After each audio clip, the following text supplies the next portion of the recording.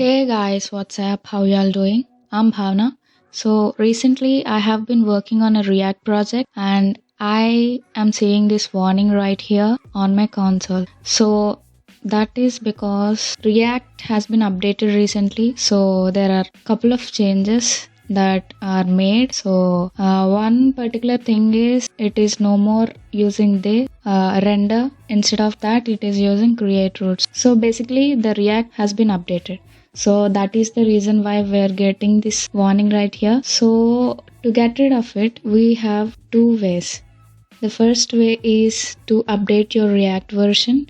The second way is to make some changes in the code. We're gonna go with the second way because updating React version is very simple itself. So where do we see this kind of code? We see this in index.js file. So let's go to our VS Code and open index.js in case if you don't know where it is located. So just go to this src file right here and there you can find index.js file right here.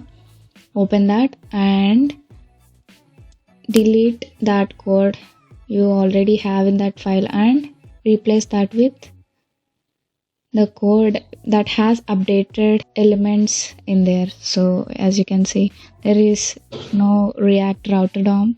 Instead of that, we have create root from React DOM client. So save that and open our browser again. We no more see that warning right here on the console. So yeah, you can find the code that I have just copied and pasted in the description. Yeah, thank you.